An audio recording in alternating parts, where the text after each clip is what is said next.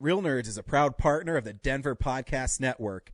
In the shadow of the mountains, we speak. Coming to you from the X-Axis, it's John of All Trades with your host, John X. Welcome to this John of All Trades podcast promo. Each Wednesday, I bring you a brand new interview with someone fascinating and ask the question we all ask when we meet someone new. Hey, what do you do? It's fun, informative, and it's the 2017 Westward Reader's Choice Award winner for Best Denver Podcast, iTunes, Stitcher, and johnofalltrades.us. Oh, hi, podcast listeners. There's many ways you can listen to the Real Nerds podcast. You can subscribe on iTunes. You can also subscribe on Stitcher Radio. You want to send us a Twitter message? You can do that. It's so easy, at Real Nerds. Like us on Facebook, Real Nerds Podcast. You can visit our website, realnerdspodcast.com, where there'll be a lot of articles for you to not only read, but to listen to our previous shows. You can also call us, 720-6nerds5. Thanks for listening, and enjoy the show. This is Justin Neal with the Average Joe Geek Show. You're listening to the Real Nerds Podcast.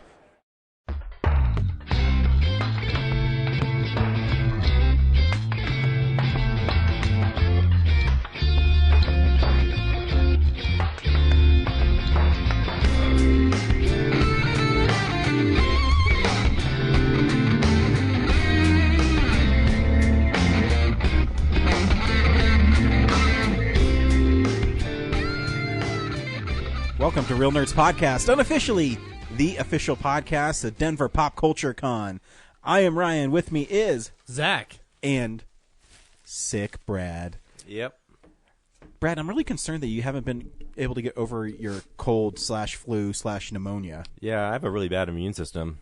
Guess that vegetarian diet I was doing is a bad idea. Did you fly anywhere? I know every time you fly you get sick. No, I haven't flown anywhere. I don't know.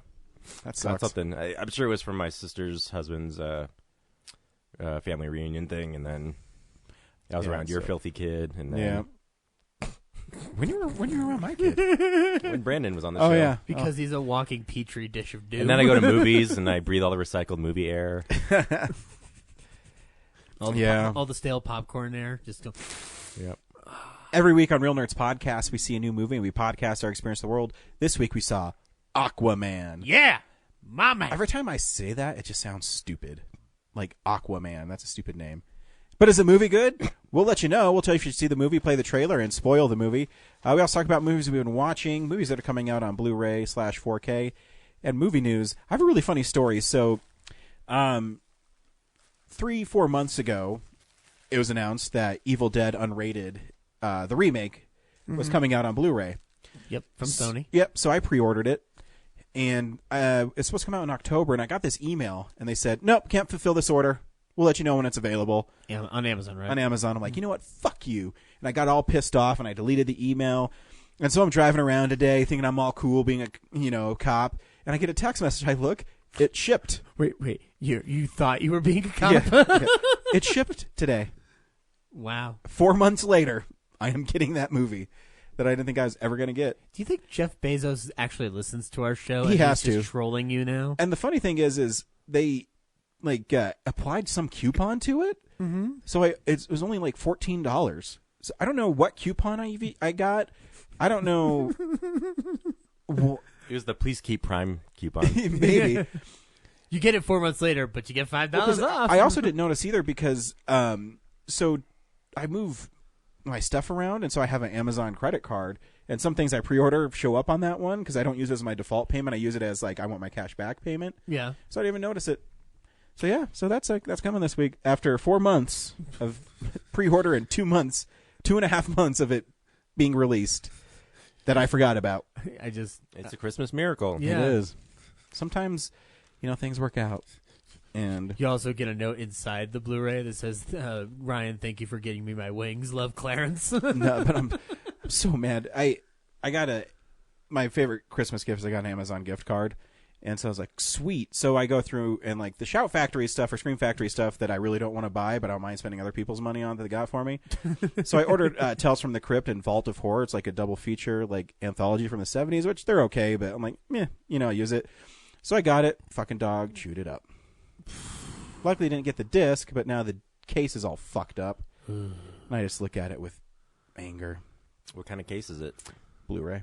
Jewel. Just a regular blue. Yeah. I can hook you up. You can hook me up? You got that? Thanks, Is Brad. the artwork torn? Or? A little bit, but That I can't fix as much. no, I wouldn't make you fix that anyways. But I'll take the case because then I don't have to worry about it sticking out and looking weird. I could fix it if FedEx didn't have like a rule against printing copyrighted materials.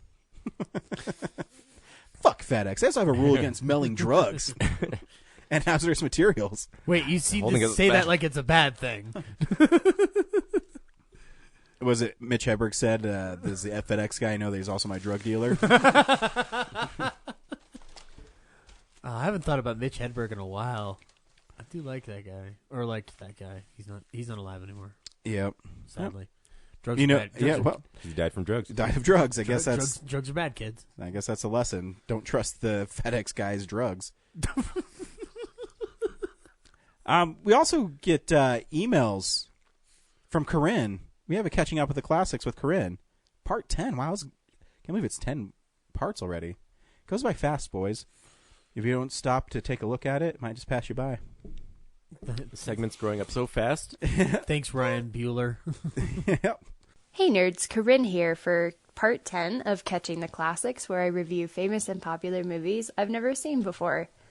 And because this is part 10, once I get through my movie of the week, I want to go back and kind of give one-sentence reviews of all the movies I've watched so far and just recap what rating I ended up giving them. But for now, I will say that for part 10, I watched Bram Stoker's Dracula. The one with Anthony Hopkins and Gary Oldman and all them. It was delightfully fun. I honestly thought it was gonna be like over dramatic and I don't know, just weird. And I mean, it was, but I think the fact that I kind of knew that going into it helped. I had seen some clips of it before.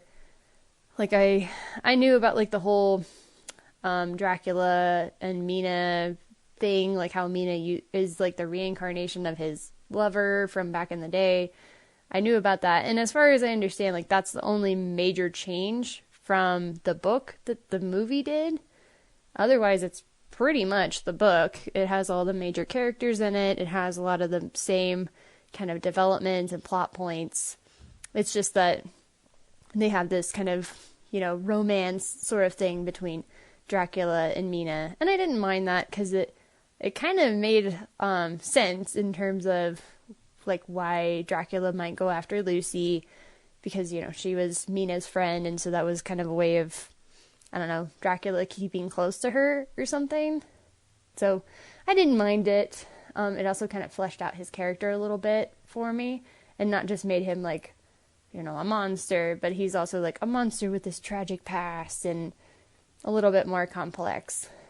So yeah, this is also a movie that's directed by Francis Ford Coppola. It's kind of funny because I just watched The Godfather last week. I liked this a lot better than The Godfather. It also helps that it's only 2 hours instead of 3.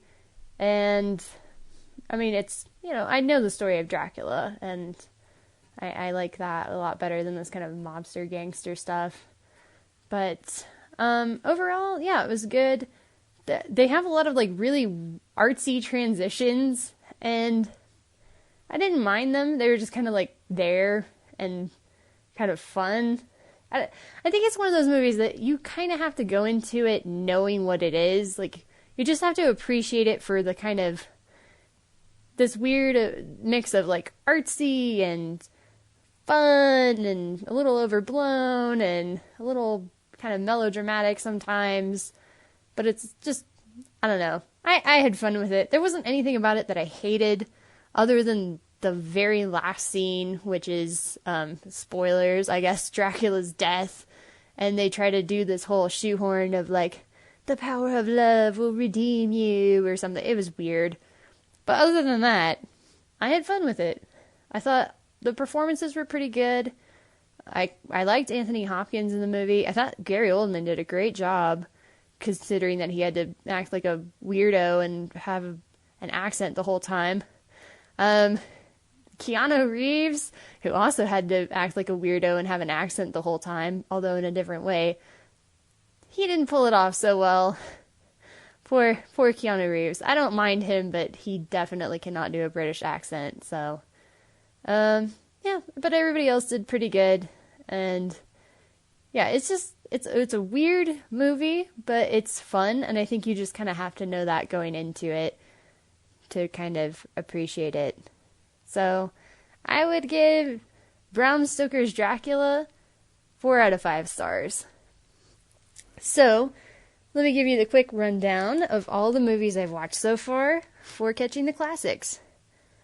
Steel Magnolias, a little overdramatic but a fun cast, 3 out of 5 stars. Scarface 1983, overblown and doesn't age well, 3 out of 5 stars. Blazing Saddles, a quick and fun watch, 4 out of 5 stars. Jurassic Park, even with the tension gone, I had lots of fun, 4 out of 5 stars. Unforgiven, one of the best westerns, if not the best western I've ever seen, 5 out of 5 stars. Monty Python's Life of Brian. It's not for me, but there are funny parts to it. 3 out of 5 stars. Green Mile. It's long, but it's worth it. 4 or 4.5 out of 5 stars. The miniseries The Thornbirds. It is freaking weird, but you can't help but become invested in the story. 4 out of 5 stars. The Scarlet Pimpernel, 1934. Good, breezy watch. 4 out of 5 stars. Scarlet Pimpernel, 1982. Hilarious, and I love it. One of the best superhero movies ever, in my opinion. 5 out of 5 stars. White Christmas, lots of meandering, but Bing Crosby is always worth watching. 3 out of 5 stars. The Godfather, could have never lived up to the hype, but it's worth checking out. 4 out of 5 stars. Or, if we want to downgrade a little bit, 3.5 out of 5 stars. So that's it for Catching the Classics, Part 10. I'm not sure what I'm going to watch next week. I have a couple of more movies I'm going to try to get through before they fall off of Netflix this month. So, it might be The Shining. It might be Rent. It might be something else entirely. To be determined. Hope you guys have fun. Bye. I have to say, I'm honestly shocked that she liked Bram Stoker's Dracula. It's interesting. No, I mean, I personally like the movie, yeah, but it doesn't seem something that Corinne would enjoy because it's violent and has nudity and is really like over the top. But it's and steep, weird. but And it's, weird. But it's steeped in English literature tradition. So No, I mean, it's a pretty faithful adaptation of the book. I've always said the book's not that great if you've read it. it's a series of journal entries. Yeah, I mean, it's you can get the gothic horror from it, but I was never that. I actually like Frankenstein more as a book. My wife thinks I'm crazy. She thinks Frankenstein is the most boring book she's ever read. I just think it's fascinating. More boring than The Princess Bride? Yeah, I know. It's I don't judge what my wife reads. Frankenstein's an amazing book because it actually deals with serious issues. Dracula is a trashy love story book with a vampire. Yeah, I know. I'm not saying that against Bram Stoker's Dracula, but the hard thing with Frankenstein is written in 1799, so it takes a while to get into, and it could be boring. But I just think it's fascinating, and I think Mary Shelley's story is fascinating when you have the history behind it, and it's not for everybody, but. Yeah. And fun fact about Dracula, though, Tom Waits was Renfield all throughout time. He's been around for centuries, so always serving Dracula. Gary Oldman's really cool, and I always thought his armor with like the muscle looked really cool. I mean, visually, it's a really cool movie, very interesting. I still love the Simpsons parody of it with Mr. Burns. Oh yeah, it's awesome. Hey, you're fired! Don't. So Brad, I'd go around town with you, but I think your moped has a flat. It does. Oh. Well, maybe next week it'll be fixed. I have to stay home. Yeah, It's weird. it is weird. Yeah. Until the Esquire fixes itself. Yeah, I that's guess. weird that your moped and the Esquire are both out of commission in the same week. It's like someone's sabotaging my life. I know, that's fucked up. Mark Cuban's business fuels your moped. That's right. So if it fails, the moped fails. We only did this 3 days ago, but is there movie news we can talk about? I don't know. Let's unspool the reel and find out. We'll find out. It's real news.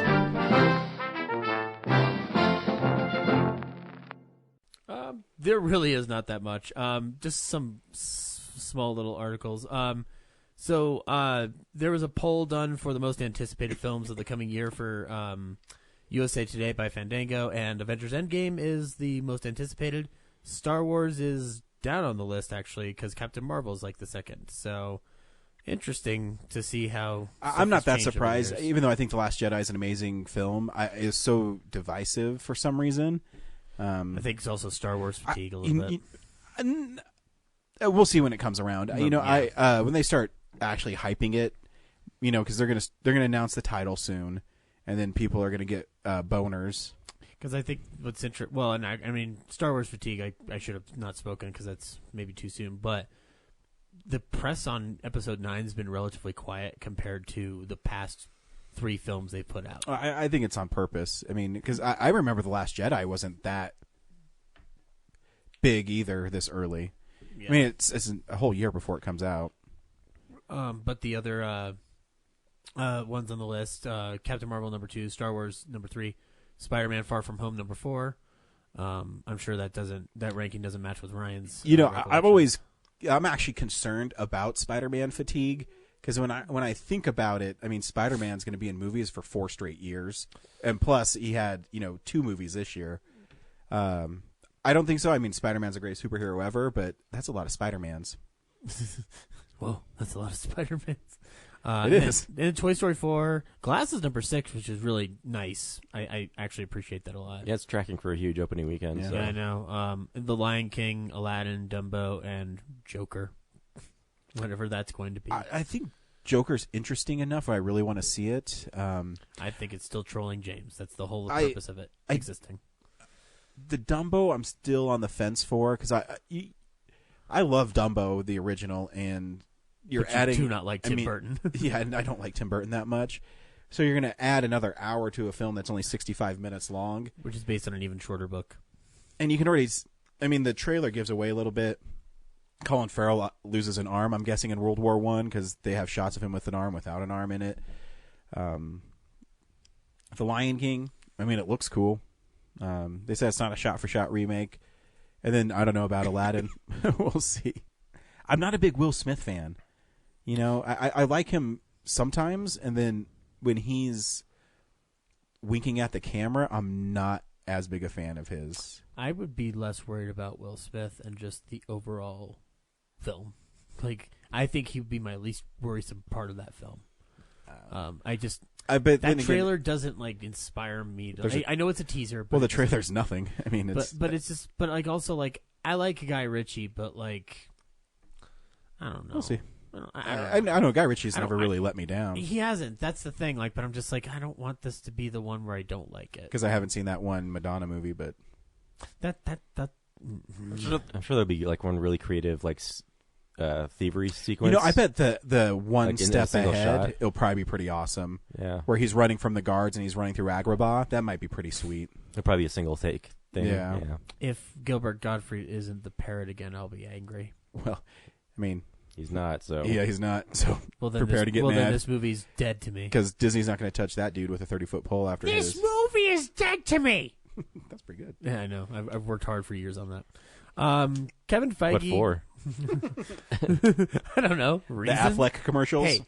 Hey, reasons. Anyway, so in a interview with the Playback Podcast on Variety, Kevin Feige talked about the incorporation of Fox characters into the MCU when that thing happens, and gave a little brief thing it's looking very good and could happen within the first 6 months of the next year in terms of the sale being finalized and stuff. So yeah, that's. But in terms of actually thinking about it and actually planning things, we haven't started yet at all. Well, yeah, because you can't, because I'm sure they have stuff on the back burner, but I'd love to see Doctor Doom fight the Avengers, but we'll see.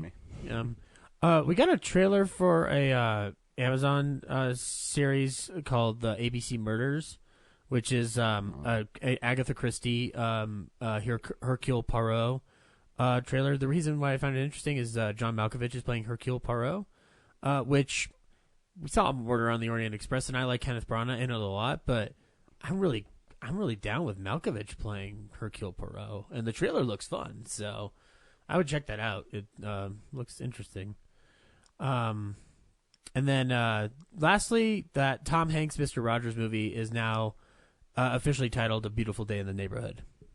So that seems like a nice title for the movie. And I keep on waiting for Tom Hanks to crash our podcast. I mean, he crashes weddings all the time. I know. Well, and Bill Murray does the same thing. So what if they all came at the same time? I'd rather have Tom Hanks. I'm not saying Tom Hanks would be bad. Bill Murray would pout and say our podcast sucks and not participate. That's fine. He wouldn't be wrong. He would be wrong. I mean, he'd be wrong, but I would be like, you're Bill Murray, so you're not wrong until he leaves, and then I'll be like, what a jerk. Tom Hanks was scheduled to be on the podcast, but then he found out you were becoming a regular, and he's like, I'll get back to you. Yeah. Hey, I'm the only one in America that likes the Robert Langdon movie, so, I'm just saying. That's true. But anyway, that's news. I can't find anything else, guys. It was a barren wasteland. Blu-ray should be cool this week. DVD releases and Blu-rays. Yeah. If you liked Bad Times at the El Royale, I love that movie. Now you can get it on 4K and Blu-ray. I need to watch it again because the time I saw it was late at night, and I don't remember much of it now. Speaking of which, our Filmsplosion episode is next week, so send in your favorite films from this past year. Bad Times is oscillating in my top 10. Right. Well, let me ask you, will Night School be making the list? Didn't see it. Oh, well, now you may have a chance before it's too late. On 4K and Blu-ray, you could pick up Night School, the Kevin Hart, Tiffany Haddish joint. I saw it. You did? Oh, yeah, that's right, you did. Yeah. It's part of my quest. That you completed. Yeah. I saw that you tweeted. Good job, Brad. We'll probably be talking How many about movie that. theaters did you... would you want to save it to what we've been watching? Nah, 43. That's pretty good. Yeah. I went to 5. You have a long way to go. I got a rock. Axel or AXL, which is a Robo-Dog movie that I didn't know anything about. Really? I saw that movie trailer so many times. I did not, so I guess I lucked out. But that's coming to Blu-ray. There's no 4K that I can see at all.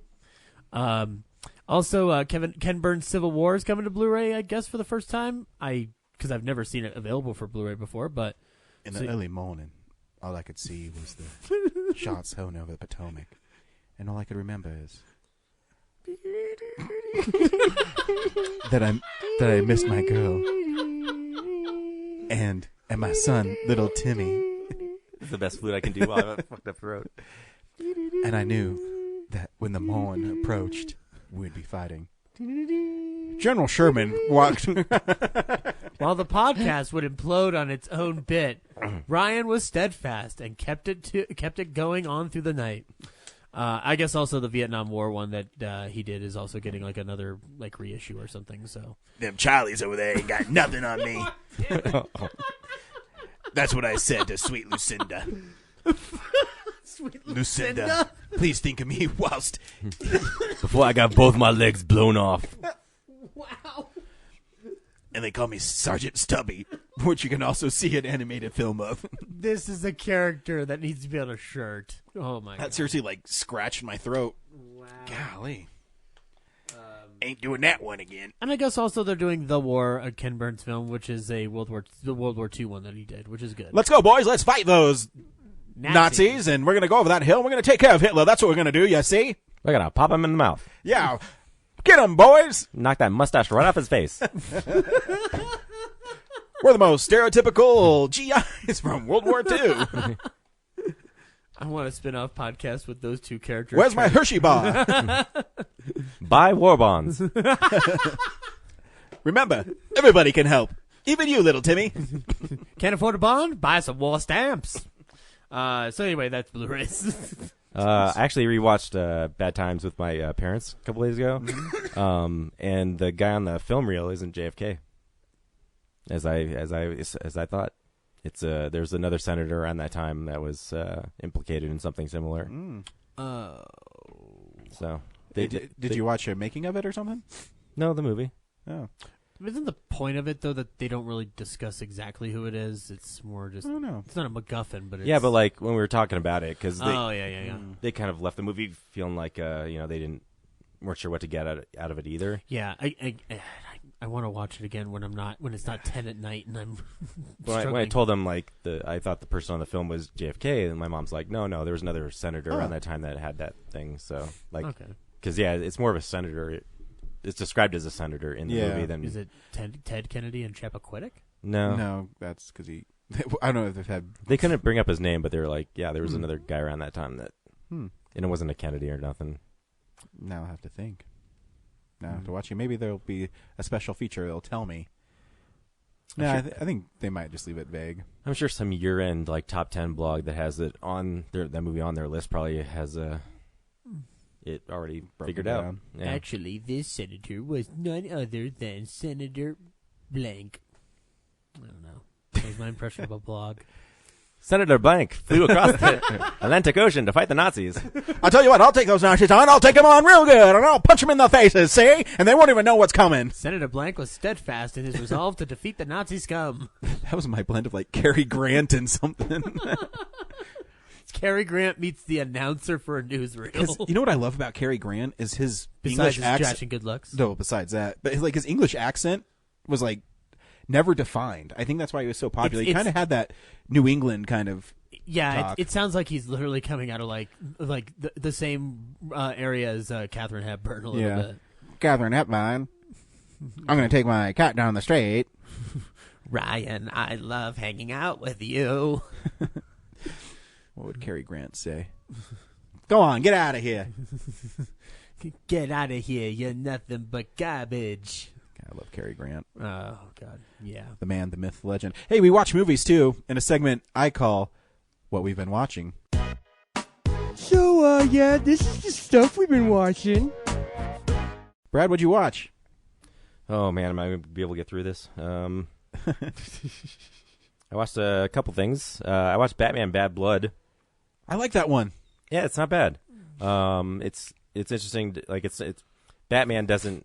Yeah, he's not the plot. Like he's part of the plot, but he's not. So you get to see all Batman. He's not a plot. He gets abducted, so it's up to the rest of the Bat family to shine, and you get a lot of insight into like character development for Batwoman. I really like Batwoman, Damian. so it's kind of cool to see her, and she's represented really well in that film. Yeah, although it's the one guy who looks like Jason X/Bane. Mm-hmm. I would love that hybrid. He's like a cool villain, and then doesn't make it to the end of the movie really quickly. It's like, they should have kept that like idea around longer because. Yeah, if you can wade through, like I haven't watched the Superman because I'm just not a big Superman fan, but I think the Batman of those DC anime movies are pretty good. I haven't ran across one that I haven't enjoyed. Yeah. Like Batman versus Robin, I thought was great. Yeah, I haven't watched that one yet. Under the Red Hood. The Red Hood's an amazing. I haven't seen that one in a while. John DiMaggio's Joker is so much better than I would ever thought it would be.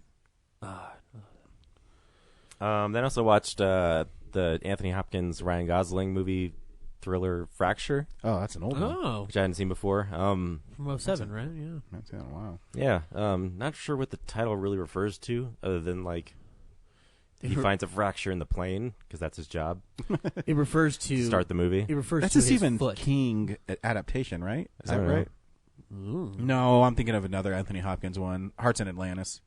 They're two very different films. But it was fine. It's kind of just an interesting crime thriller.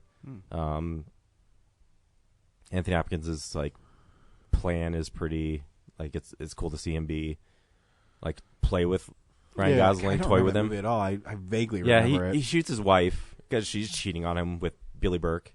I can understand why. And then and actually his wife is Sheila from Army of Darkness. Oh, that's right, and Beth Davids. She so she's in a coma, and then you got real ugly. Anthony Hopkins, it's all part of this elaborate plan of his to get off with her murder, scot-free, and then Ryan Gosling like pretty much loses everything in his quest to like win the case because that's his weakness is winning. Right. So he has like Rosamund Pike is this lawyer at another firm that he's trying to get hired at. I love her, and so he basically just like burns all his bridges over there in pursuit of the case. So.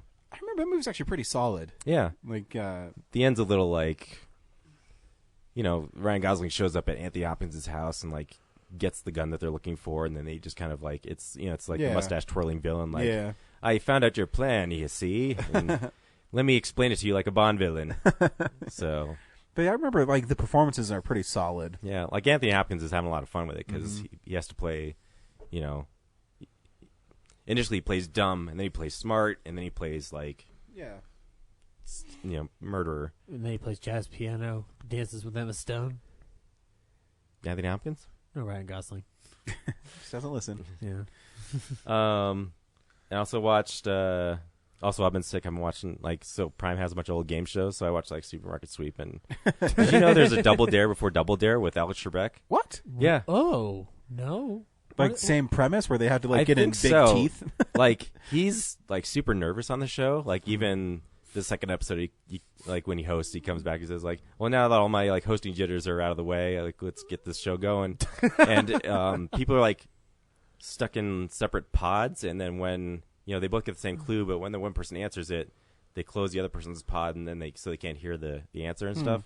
But like all the questions are just like, here's a reference to a famous person, name the famous person. And it's really hard to follow. But I think it's the same thing as like Nickelodeon's Double Dare simplified it and made it Like- more accessible. Slime. Yeah.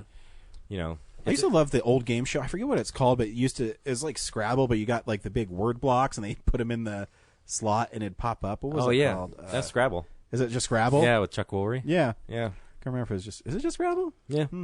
I love that like plethora of that shit on Prime. I like Unsolved Mysteries on Prime. Yeah. That's one of my favorite things. The only problem is like stuff like Supermarket Sweep, like in huge chunks back to back, is super repetitive. Like the host comes out, says the exact same lines over and over again, and I want to check to see if they have Hollywood Squares on there. I've been watching on YouTube MXC. I used to love that show. Is a really old one on G4 where it was like this old Japanese game show, and then yeah. they have the dudes just comment over it. And I just watched the stoners versus like the vegans. It's really funny. But yeah, it's binging a lot of that. But the other two things I watched were I saw Vice, the Dick Cheney biopic, I guess. Yeah. Not as fun as The Big Short. Meanders a lot. It makes a lot of weird choices. Almost like it's just trying too hard to like be clever. At one point, I think it was 15 minutes in, and he started the opening credits. I was like, "Oh, you like already introduced his entire college experience and backstory, and now we're starting the movie when he's like starting in politics." I mean, everyone's really good in it. Christian Bale does an excellent job. Like, I feel like I'm watching Dick Cheney for real. Yeah, that sounds scary. Yeah. But again, and there's the issue of like how much is he biased in his portrayal of this thing. So I'm guessing it's not a straight like biography. Yeah, no, it's pretty silly in a lot of places. But at the end, it does do there's a post-credit scene where there's like a Democrat and a Republican in a focus group, and they start arguing about the one guy says like, I think this movie was really biased. Why do you say that? And then they get into an argument. So he at least knows that he's probably like gonna get that criticism. Yeah. So and then like they fight, and then there's like a girl who's like, I can't wait till the next Fast and the Furious movie comes out. Hobbs and Shaw. Yeah. Rocky. And then the last thing I saw was the Ruth Bader Ginsburg, also question mark biopic On the basis of sex. on the basis of sex, which is really not really. It's not really about her life. It's just about her landmark, like introduction into being a lawyer. Because they don't really talk about her upbringing or anything. It's just kind of like they start off when she's just starting in college, and then And who played Felicity Jones? Who plays? Felicity Jones yeah. plays Ginsburg. Yeah, is that right? Yeah. Okay, I'm trying to remember. Like Not I know Armie Hammer. Don't worry, it's not Armie Hammer. And everyone's great in it too. But it's just kind of like it's high stakes but like low scope. If that makes sense. Yeah. Like a lot of scenes are like in Harvard or their apartment or the Supreme Court. Like there's not a lot of globetrotting or anything. Like a big budget movie or something. I forgot. Ruth Bader Ginsburg also found the Ark of the Covenant. That's right. Awesome. They didn't talk could. about that in the movie. All you have to say is based on true events. Yeah. I think it does actually. Does it? Yeah, in the beginning. Good name. So yeah, we'll learn more about her, which is really cool. Nice. Obviously, did some amazing things. Did you see the doc RBG at all? No. I haven't seen it yet, so Although she does show up in this movie in the finale. Once Felicity Jones goes up the steps, like they cut the reverse shot of her, and then it's the actual Ruth Bader Ginsburg, like in slow mo. That's pretty cool. It's a little cheesy, but Yeah. Well, it's but my audience cheered, so I liked it.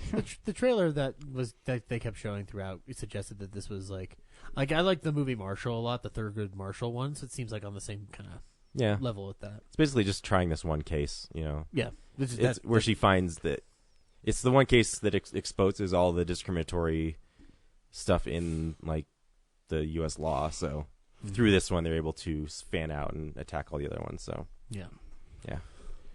That's it for me. You made it, Brad. You actually sounded pretty good. Woo. Good All job. right. Zach? I watched a couple things, not a whole bunch though. Couples, too. Couple. Okay, fine, more than a couple. I watched Howard the Duck for the first time. For the first time? Yep. Because I had told you back 2 years ago, I had not seen this movie ever. I'd only read the comics. Zach, I don't remember what you said 2 days ago. So that's true. Yeah. No, but I'd only known it from the comics and like just kind of like the general thing that it's doing through the comics. Howard the Duck. He doesn't do that at all. That's a great Tim Robbins impression. So yeah, this film. So it's not. I don't think it's the dumpster fire that the Reputation. It's the reputation of it being so shitty. I'm like, this is fine. No, I think it suffers from not knowing what it wants to be. Does it want to be like a naughty like duck trying to fuck a chick movie, or is it like a silly, way too long, they're flying a hang glider? Like, yeah, it's probably too long. I think that the problems with it is, so the Howard the Duck elements of it, like in terms of the comic, are actually pretty on point, but they meander into different-ish territory that like the Jeffrey Jones thing's all weird. It is weird, but he's pretty good at it. He's good. It's just that it's fucking weird, and like the Tim Robbins character, I think, is only hilarious on its own. I don't think it works in that movie at all because he's doing something completely different than is necessary for it. Like Leah Thompson gets it. She gets what this movie is. I don't know what Tim Robbins thinks he's doing. So either I don't know. I think that's where it struggles because the opening is them looking at Play Duck, where it's pretty adult, and then it goes to really juvenile humor really fast. It has a hard time balancing its mature humor with its slapstickiness, which like slapstickiness isn't bad, but like the whole idea of that comic is a commentary on the culture of the 70s at the time, and then like expanding onward into through those books. So I think it gets a lot of things right. I also think it does a lot of things weirdly. The duck suit's fine. I'm convinced. It doesn't look. Yeah, that doesn't bother me. That's a thing where I look at like shoddy editing does. Yeah, like critic reviews of the day. I'll read like the cheap duck suit, and I'm like, no, it's fine. It's what were you thinking you'd get? Like that's like 1986. Like I think the only other thing you could have done to make it look better is if it was a Muppet by Jim Henson, and even then it would limit half the things you're doing. So because that duck suit's by ILM, it's not by the Henson company. they work together on Star Wars, so they're using the same yeah, exactly, source knowledge. Yeah. So yeah, it's fine. I enjoy it enough. Would I watch it again? I don't know. Like I have the DVD now, so I guess I can do it whenever I want. I do like Leah Thompson in the film though. She's fun. Yeah. And yeah, it's actually the whole scene in all the stuff in the diner is really hilarious. Like it goes on for too long, but I really do enjoy those moments. But yeah, so Howard the Duck, not maybe its reputation's been a little overblown. But the guys who did it, Willard Hike and Gloria Katz, also made a movie that I love called Radioland Murders, which I rewatched. That movie's great still. I enjoyed that slapstick. All the times that I watched that film, I didn't realize that one of the guys in it was Bobcat Goldthwait, playing one of the insane writers who keeps trying to hit other people with a baseball bat. It's pretty fun. It's a film that every time I watch it, I try to understand why people didn't connect with it at the time, and I think I just kind of have accepted that it's like a cult thing that's kind of grown over the years. But like, it is very on the nose with its slapstick to an annoying point for I think anybody who wouldn't be into it. Like I think you and I would like it. And, Oh yeah, like, you'd like it, but it's the screwball thing is yeah. very prevalent in that film. Exactly, but like I think that it doesn't like tend to be the screwball that people want. It's weird I'll give you because that. it's homage and screwball at the Yeah. same time, so it has a weird combo mix. But like, and also I was just like noticing all the cameos this time around. Like Joey Lawrence plays a Frank Sinatra type singer in it at one point. He's literally only in the film for like 30 seconds. Same with Rosemary Clooney, and then Stephen Tobolowsky. I think he's one of cinema's greatest villains, and that's one of cinema's greatest plot twists that nobody ever talks about. So it was fun. But the last thing I watched this week was the movie that inspired Radioland Murders was a film that I have not watched in years called Whodunit, which is a Abbott and Costello film. So I found it on Prime, and I sat down and watched it again. And that film's a lot of fun. It's only an hour and 17 minutes. It tells the story of Bud and Lou play two soda jerks who work at a soda fountain near a radio studio, and the only reason they're working there is so that they can find a way to sneak into the business of writing in their own radio show. And they go to one of the recordings of a show, and somebody's murdered in the station. And so they pretend to be detectives in order to get famous solving the case so that they'll get their own radio show. Excuse me. It's a fun little film. It's not the best Abbott and Costello film by any stretch.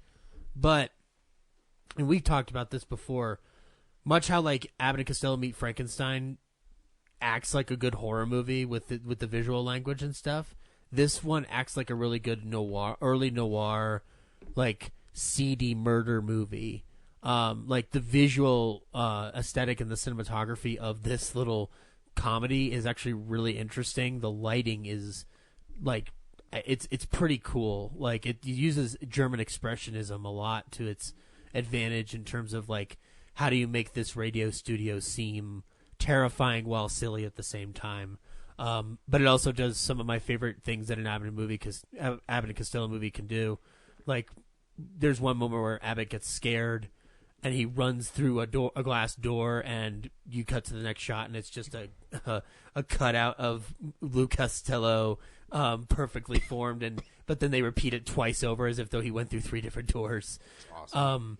And then there's a bit where they're on the radio, getting a prize that they won over the radio, and they get a new radio on top of that, and they tune it in to see if it works, and they tune into the Who's on First bit, and both Abbott and Costello say shut it off, and it's a cute little meta moment. So yeah, it's on Prime if you want to check it out. Totally, it's a lot of fun. And then one last thing, it's not film related, but it is film related. I listened to a biography on Audible called George Lucas: A Life, and I now understand why George Lucas left, outside of the obvious reason of $4 billion and kind of just like being fed up with Star Wars fans and whatnot. There was a lot of things he wasn't able to get done, and I forgot one of those things was Red Tails. Like the whole things with Red Tails like really like seemed to dishearten him with Hollywood. Like that was like the final thing that cut him off from it, which I don't. Hollywood's a very big "what have you done for me lately?" Yeah, thing, exactly. Not a legacy of what you've made. Right. Well, and with Red Tails, I think it's especially interesting how it was so difficult to get that film released, and now that tide has changed so quickly in the past 3 or 4 years and whatnot in terms of the reasons it was having difficulty getting released, being that it was a film with an all-black cast that was about a very specific subject that no one knew how to market at that point, which I agree with Lucas. How do you not know to market that? That's dumb. So, but it's a pretty interesting book.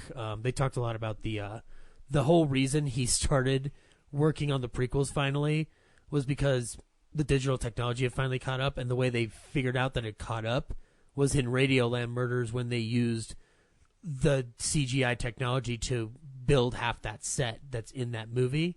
So once again, old time radio is responsible for something terrible happening, whether it's this your guys' reaction on a podcast or the Phantom Menace.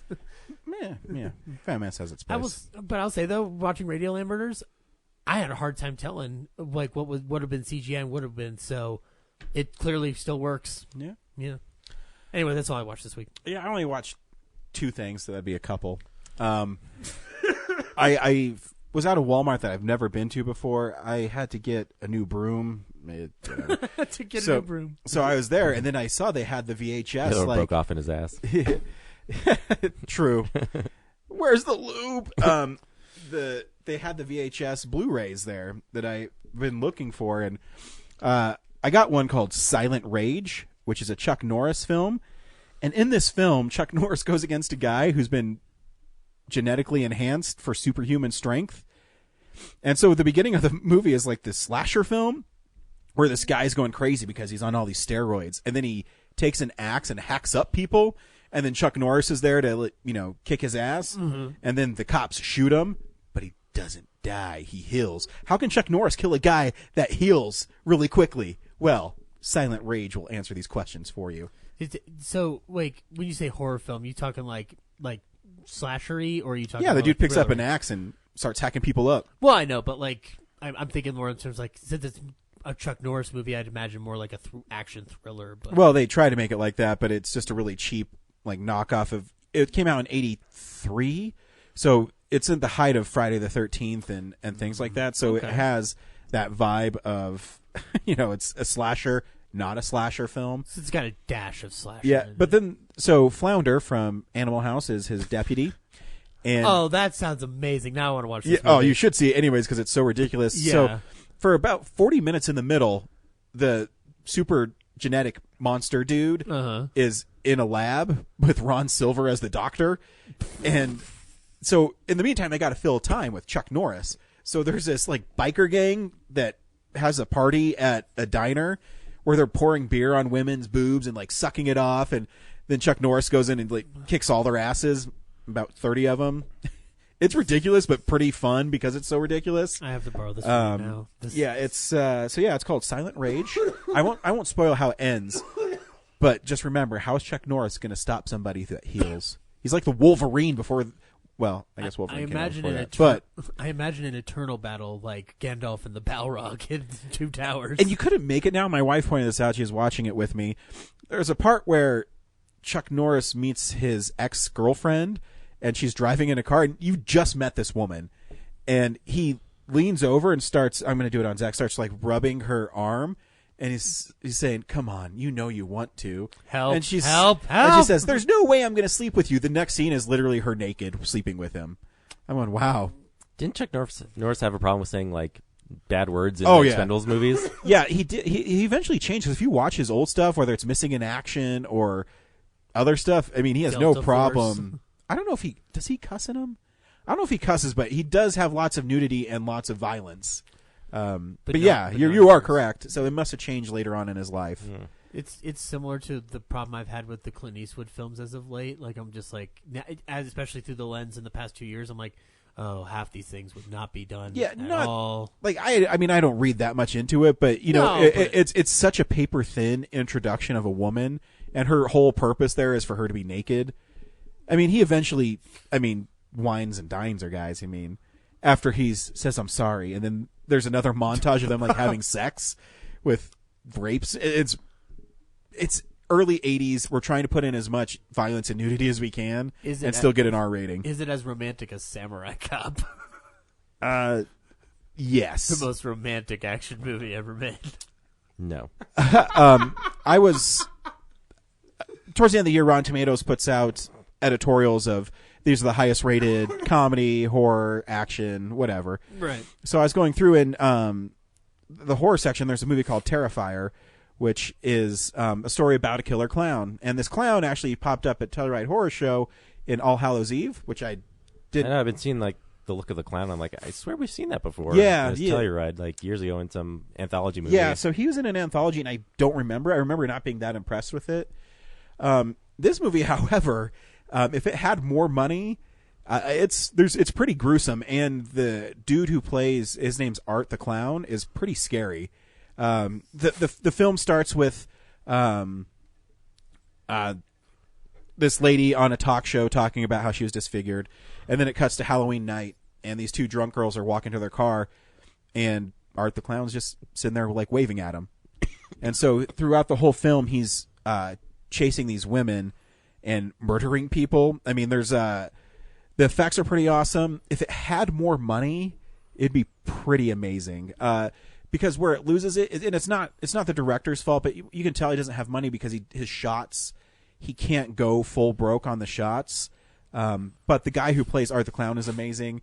There's the goriest and most heinous scene is that he captures one of these girls, and he captures both of them, and this one girl's hanging upside down, and he like takes her like underwear off and takes a saw and fucking saws her down the middle. And I'm watching this, I'm going, holy shit. What and, in the what? And blood is like pouring out in intestines. The music isn't very good. Again, I think it's a budget thing because you can tell it's really electronic. If they added, more of an orchestra to it, but it's there. Like the groundwork for a really solid slasher film is there, and it's pretty unnerving. I mean, the staging of the stuff too, you can tell they don't have a lot of money for it, but if you can get past that and just focus on the dude who plays the clown and why he's scary, because he really does it for no reason, and I think that's part of the Michael Myers thing, except he's really front and center. The clown is always around, and is he like a charismatic clown? Because that smile on the poster looks suspiciously Pennywise-ish. It's I don't think he ever talks. Right? He doesn't say a word, and in fact, when he gets hurt, he doesn't scream. He just reacts. Does he always smile, or does he have a frown? He has a frown, and there's a scene early in the film where the girls see him outside and they go, "Oh, you're creepy," whatever, and so then they go into a pizza shop and he follows them in there and he just sits and stares at this girl, and the scene's 5-6 minutes long, and he doesn't do anything else except stare at this chick, and then her other friend goes over there and does a selfie with him, but he never breaks his vision on this woman. Whoa. So it's really well done. So I'd expect it to have another movie because I think it's at 86% on Rotten Tomatoes, which is really bizarre for a film that's this like graphic. And I mean, the premise is just a clown killing people. There's no. It seems like a throwback-ish kind of thing. No, there's no greater human discovery. Nope, just a clown killing people. There's some parts, like I said, if it had more money, and there's some like narrative things that I don't really insight like. on the human condition. Yeah, what I meant to say. They have this one weird lady who carries like a doll around who thinks it's her baby. There's some weird things in it that you can. Oh, it's an allegory about motherhood. Yeah. So if they got rid of that stuff and had a little more money, I think this would be a classic slasher film. Mm-hmm. I kind of want to get the Blu-ray. The Blu-ray is expensive, so I don't think I'm going to. You can stream it on Netflix. But the reverse cover is like the chick who's upside down getting sawed. Like, wow, it's pretty brutal. And I mean, it's hard to watch. It's really hard to watch. They don't show too much, but the reaction of her friend and what he's doing and the sound effects is like, and just seeing the guts pour out. It's pretty bad. And then, I mean, they show him going down to like her skull and stuff, like trying to saw it. So, if you want to see a movie that will push the limits, it's one of them. I won't say what happens at the end, but there's a pretty horrific scene at the end too that doesn't make sense, and the people that are interacting in it are trying to make sense of what's happening. And Art the Clown, he doesn't talk, so his last little bit is pretty great. Not the very, very end. I'm talking about the climax of it. Right. So yeah, if you can check it out. It's on Netflix, called Terrifier. I'd have to think about if I want to watch that or not. It's fake, Zach. It's okay. No. Just yeah, it's that. I mean, you got to be ready to experience. I mean, I wasn't ready for it. I had no idea. Yeah, because I'm watching. I'm like, oh, this is kind of creepy, But the budget constraints started like getting in the way. That's more my thing. It's just like because when you have a 4K TV, you can see everything. When stuff's shot digitally and it doesn't have the money behind it for lighting, it kind of shows up.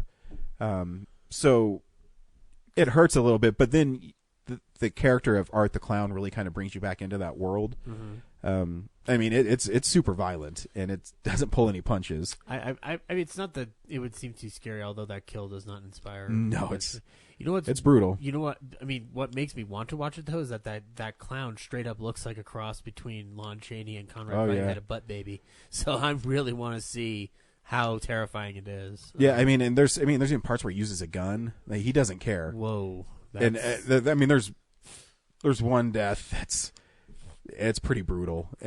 So just if you're gonna watch it, I'm telling everybody, be prepared, because they show things and they go to the extremes in this film. I never like it when horror movies like when characters like that use a gun for their killing device. Like, I don't know why. For him, it works because he's a lot like, he doesn't have. Again, you don't know what his motivation is. They don't say what it is. I can't remember All Hallows Eve. Do you remember it at all? I think there was a kid who was celebrating Halloween. Yeah, I can't in remember like a brownstone or something. Yeah, and he was all alone, and I remember the clown just kind of just standing around, just smiling all the time. Yeah, I don't remember it at all. I'm sure it's probably on Prime too. I can probably find it. But yeah, if you want to see a balls to wall slasher film that's super gory, then check out Terrifier. Yeah. I mean, I don't oppose him using a gun because Yeah, it's a fucking movie. But yeah, no, it's he's mean with it, and he's really mean in the movie. Okay. He doesn't care, and I think that's what's creepy about him. He doesn't make a sound. He'll get stabbed in it, and he'll just put his head back and not make it's really bizarre, but it works really well. I think he's gonna, if this movie catches on, I think it'll be like a new horror icon because he's that creepy. And maybe another movie, maybe with more money. Especially this one debuted at Telluride actually in 2016, and it didn't get released on Blu-ray until I think March. Who put it out? I don't even know the company. I think it might be one of those Like Dark Blue Underground or no, not even that big. I think it's going to be like on demand because I think it's $28. That's a lot for a freaking Blu-ray. But yeah, I mean... Oh, My Company. That's right. I forgot. We are putting Yes. out Terrifier, guys. Cool. So yeah, I brought the whole podcast down with blood and guts. This week on Real Nerds Podcast, we saw Aquaman. Brad, should people see Aquaman? It's a pretty film, but man, is it dumb. It's probably the worst script I've ever watched in the Marvel era. It's just a lot of exposition. A lot of people, like, the emotion isn't real for me in a lot of stuff. It's a bummer. So I think if you like spectacle, you'll still enjoy it because it is like this. The action sequences and the set pieces are beautiful, and detailed. But like, just as a story, it's just not interesting. Zach? I'm gonna go on the opposite route of this, but not too far Fuck you. off. But not too far off. He's right. You're wrong. Yeah. No. When are you gonna get through your head that I'm right and you're wrong? I knew that the moment I met you, Brad. No. Take all your opinions and keep them in your pocket. Okay. Oh God, my pocket's tearing up. I'll just take this one out then. I actually had a lot of fun with this film, but I will definitely concede this is dumb, but it knows it's dumb, and I don't think it gives a shit, and that's fine by me.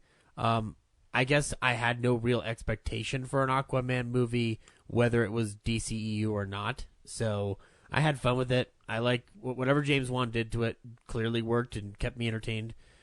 It's a little longer than I think I would have wanted it to be, but other than that, I couldn't. What was I going to expect out of the Aquaman movie other than, I don't know, just have some fun? So yeah, I'd say go see it.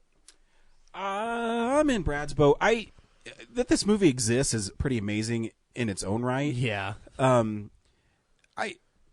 I was, as I'm watching it, I'm like, man, these set pieces are pretty amazing. Like, the visual effects are pretty amazing in this film. And then you're sitting there going, oh, but this is a story about a dude who talks to fish. And no matter how cool they try to make Aquaman, he will never be that cool. It's for all the charisma Jason Momoa has, I think he's really miscast. His emotional impact doesn't have any for me. And same with Mara. I'm like, where's this chemistry here? It's your a wooden character. It is fun. I'm definitely in the minority. At the end of my screening, people cheered. Yeah, mine too. It was weird. I think it's something that DC needs to add some levity to their movies. However, watching it, I do miss my Man of Steel. I do miss, and people can make fun of me all they want. I do miss Ben Affleck's Batman. Oh, dude, I still miss him. I think is a course reset, and they got the right tone. I think it does benefit from James Wan as a director. There's a couple shots in it that I'll talk about after we play the trailer. So, I mean, a lot of people have already seen it. If you like comic book movies, there's worse comic book movies. It's just, I mean, also you're obligated to go as a fan. Like, you have to. It's required. It's beautiful. I mean, the underwater scenes are pretty spectacular. There's only a couple times but I mean, as far as the monsters, and I think the creatures looked really great in it. But here's a trailer for Aquaman. Woohoo! My man. Legend has it that one day a new king will come who will use the power of the trident to put Atlantis back together again.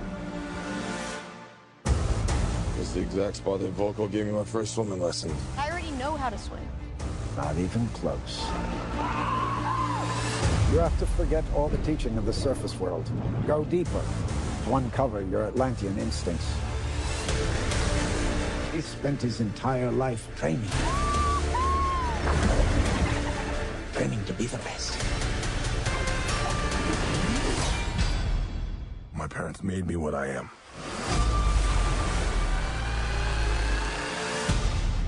I am the protector of the deep.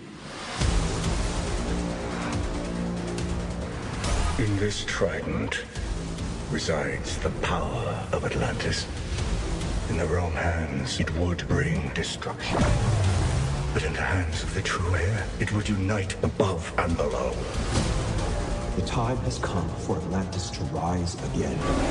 You must stop him. And how do you propose we do that? By retrieving this. I already got one of those. Not like this one, you don't. The war is coming to the surface whether you like it or not.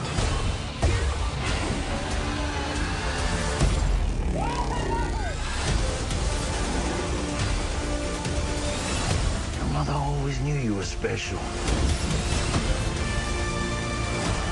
She believed you'd be the one to unite our two worlds. Atlantis has always had a king. Now I need something more.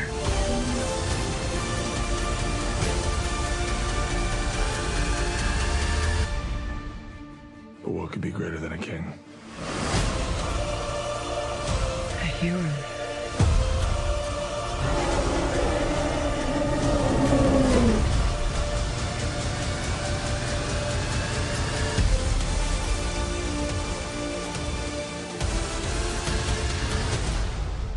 Yeah, there's a lot of great things with it, but like the story is just such a bad script. It is, like, and because the dialogue's cheesy and like not even fun cheesy. It's like just dumb cheesy. So when I think of bad scripts, it's when I have to be told what's happening in the movie without it happening. Does that make sense? Yep. There's a part where they're riding in her like fish thing, and she's telling him about the pocket of air when they're in this sunken ship. You're like, it drives me crazy. It's basically talking down to you. Like, you don't understand what's happening.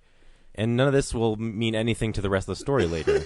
Like, talking about how there's the immigration, narrative that doesn't really have anything to do with him, like, because the other thing that's missing from the story is, like, what does Aquaman earn? Like, he finds an artifact and suddenly he's, like, the King of Atlantis. Like, what in his soul has changed? Nothing. Yeah.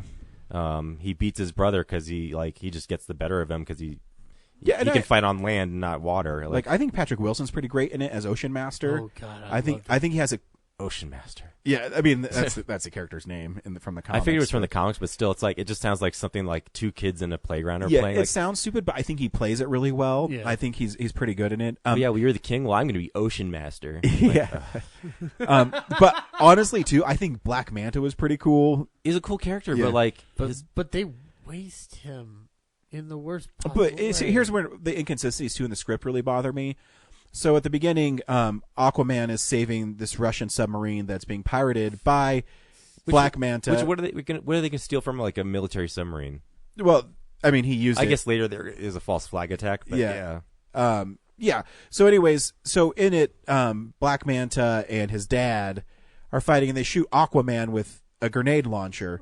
later when Aquaman is fighting Black Manta, he stabs him with the shitty knife that his dad gave him, and it like hurts him.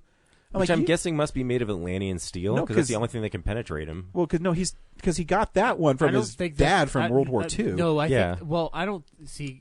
I'm going to. No, I'm trying to explain it. I know. I'm just saying, like that, I'm watching. Like, wait, he just got shot with a rocket launcher. Guys, I'm going to blow your guys' mind. That isn't the same knife, because the new knives that he got for his little like sheath thing or whatever, or he says I have Atlantean steel now. So I'm like, no, that must be what he kills him with, because I did not see that knife ever. No, again. it's the same knife because he unsheathed it and stabs him with it. I don't remember that. Jesus. Well, then that just then that's another dumb thing. Just I can't. Inconsistencies in it. I mean, the movie's fun. That's the reason why I'd endorse seeing it. I mean, I laughed out loud at one part. It was at the very beginning when they made like the Aquaman, that was the only clever part, sexy like. Oh, which one are you talking about? I talked about the selfie gag. Oh yeah, like the you selfie think there's gonna be a bar brawl, yeah. and it's like, oh, he's want to get a selfie. Like, yeah, that was good. Cool. And then it ends with him in a drunken bar. Yeah, I mean, I like the like sexy going through steam kind of thing. Yeah, pretty straight on the head. And like Momoa, I don't buy his arc, and I don't think he's that engaging of a character or an actor. I get his appeal. I totally get it. I mean, my wife thinks he's hot. I think he can be, but yeah, the story is that like, oh, he is a child of two worlds, but you don't know like what the advantages and disadvantages really are of that. Yeah. Other than like his brother's mad at him. Yeah.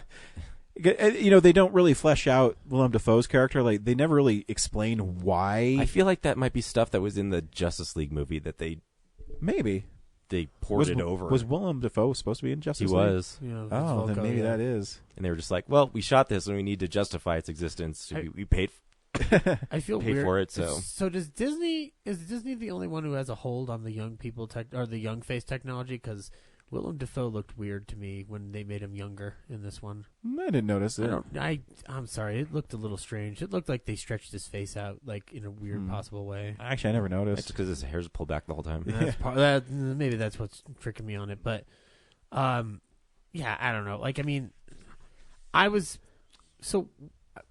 maybe I'm dumb here. Did they explain why Mera and Volko can walk on land and whatnot, but Orm can't? Because they're like from royal blood. The royals can do it. So the royals can do it then. That's why Aquaman Okay, can. that was not made clear to me at all. I just assumed Nicole Kidman. Again, everything's like so magic. arbitrary. Yeah, I don't know enough about Aquaman's history that I could say, oh, that's from the comics. Yeah, because I was sitting there going like the soldiers with the like water filled mass. Yeah, like when they burst, I'm like, I thought Atlanteans could breathe on land and water, but now there's royal blood. Like, yeah, because this is There's the one thing that frustrates me is that whatever they try to clear up in terms of mythology for Aquaman, they forget the things that I would consider more important. It's hard because you're taking a character that everybody makes fun of. Everyone knows who Aquaman is, and you've got to do so much to make him so badass. Yeah, that and it's which is again another reason why I love this movie is because it's trying so hard to say he's cool. Yeah, and that's how many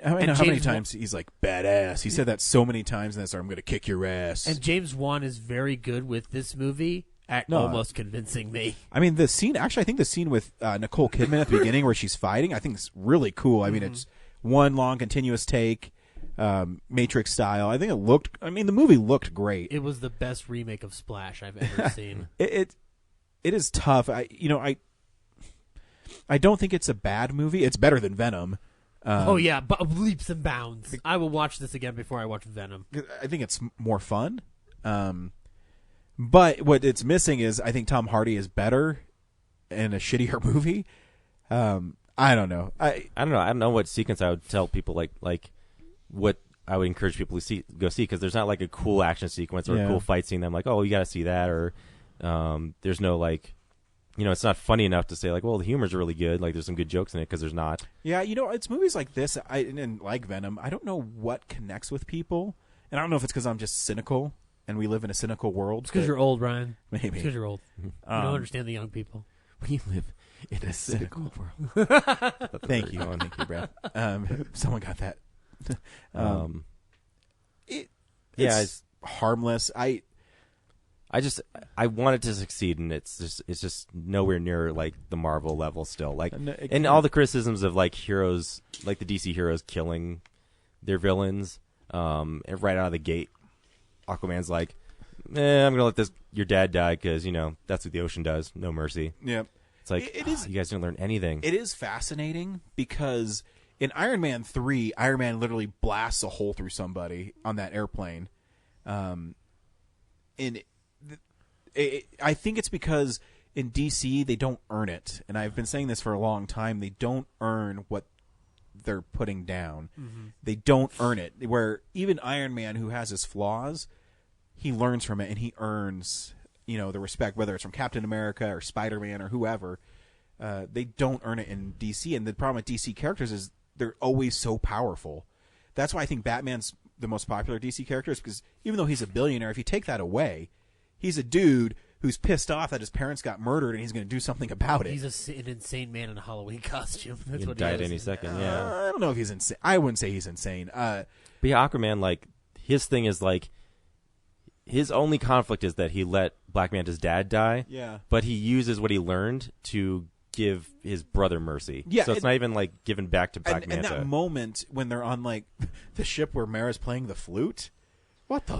Which also, she was in human clothes, and then they went to that Oh, yeah. trench, and then she came out of the trench and rolled onto the beach in her fish costume. Don't try to explain the wardrobe change in this movie because it's all over the fucking all place. I was like, did I just see that? No, it's not you.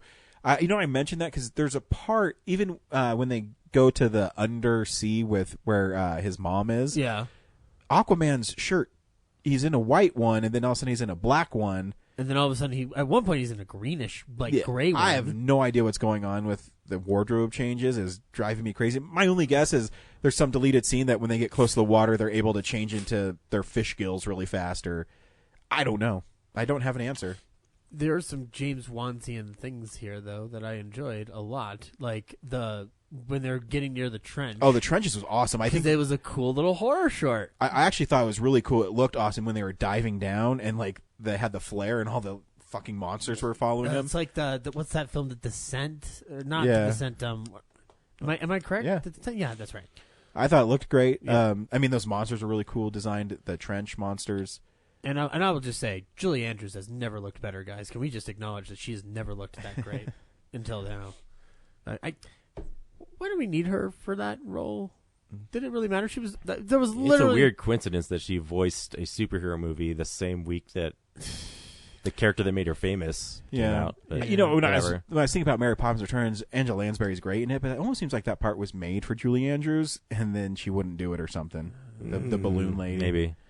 I don't know, but like here's the thing though. At the end of the day, like I would love to rewatch this in the same way I'd like to rewatch Wonder Woman. Unlike Wonder Woman, though, I like dissecting Wonder Woman. Aquaman, I have no desire to dissect it. It's just a fun ass movie. I mean, I'll disagree with James. James hates Wonder Woman. I think Wonder Woman's a pretty awesome movie. I agree with you. I think Wonder Woman's great. I think third act is weak, but it is, but it's still. But it's still cohesive and like I think she earns. I feel like she earns something. Yeah. Aquaman's just like he's just going through the motions. And too, even and at the end when he's showing his brother mercy, his mom just pops out of nowhere. I'm like, what the fuck? And like in some random dress that she was wearing, those like bones of those. She had skinned one of those creatures, which I thought was really cool, but they don't capitalize on like too many angles on it, which sucks.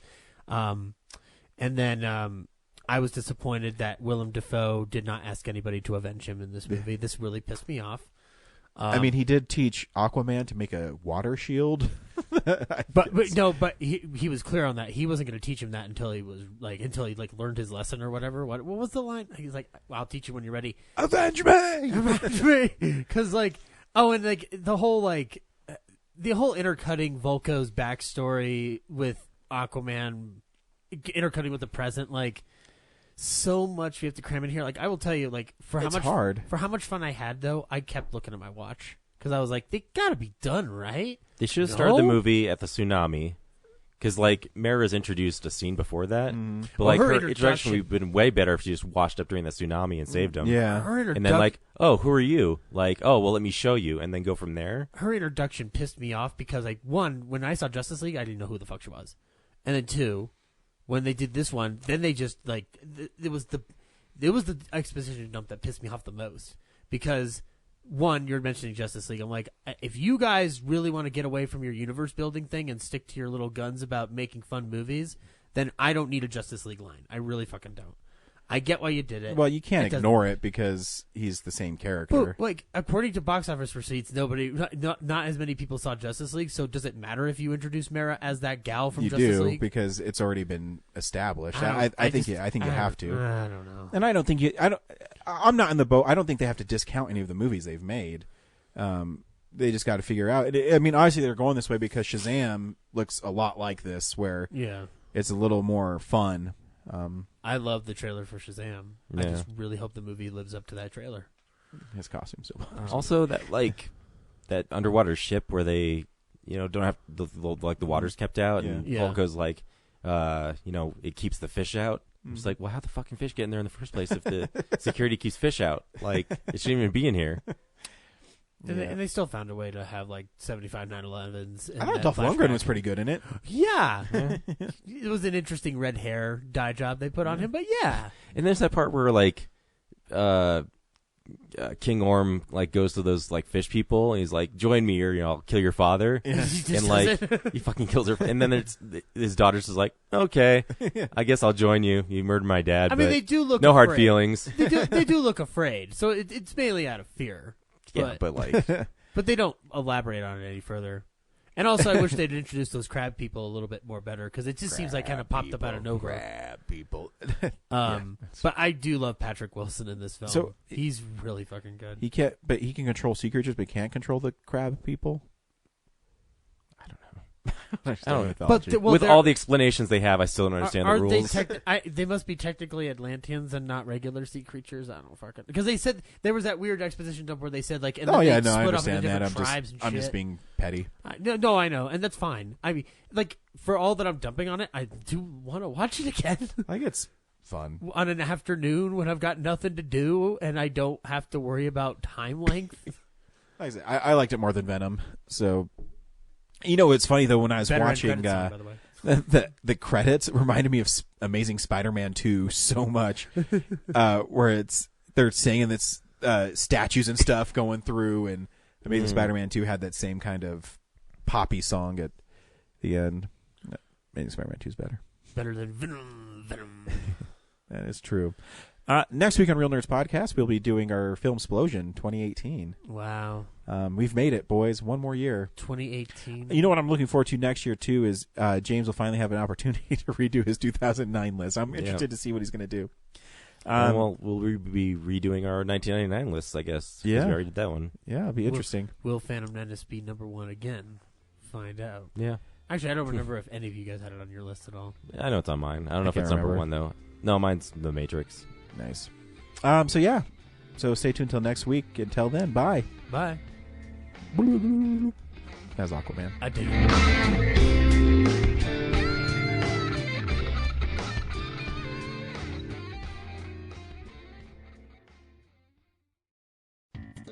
Thank you for listening to this episode of Real Nerds Podcast.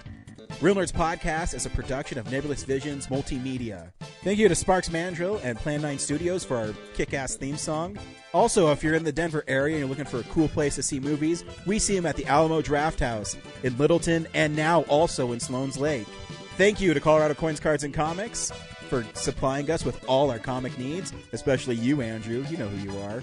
And a big shout out to James's mom. I'm giving you an electronic hug that you can feel through the airwaves. Thanks for listening, and have a nice day.